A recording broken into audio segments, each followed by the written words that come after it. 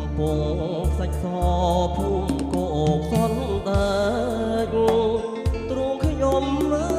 សើបាព្រោះរឿងប្រត់ស្រីអោភូមិព្រះស្រែប្រែទឹកទៅភាព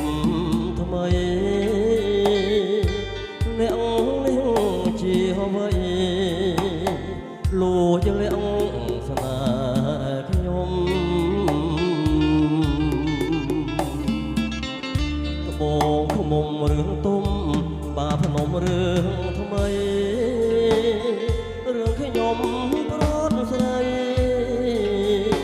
ដោយគេបងខំបើគេចង់ចាញ់ខ្ញុំត្រូវឈ្នះដោយរូបទុំតែបងសូមឲ្យចិត្តណាមុំកុំធ្វើត្រាប់តាមទីអូ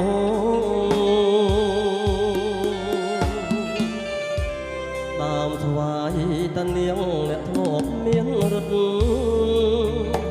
ខ្ញុំមានណាយបាត់ម្ដេចអ្នកមិនជួយបើខ្ញុំដូចទុំបើភ្នំត្រូវព្រួយគេដាក់ឈ្មោះឲ្យជាត្បូងខ្មុំថ្មី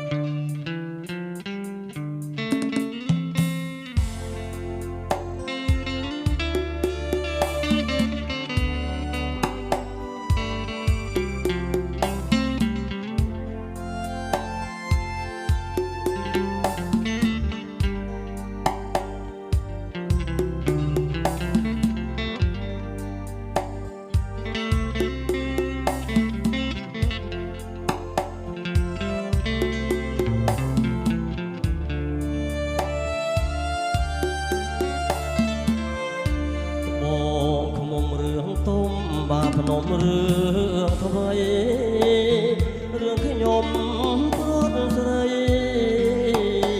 ដោយគេបងខំ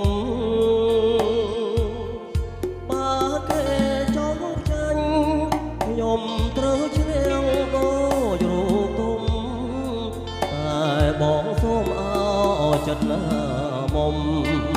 កុំធ្វើត្រាប់តាមទីអូ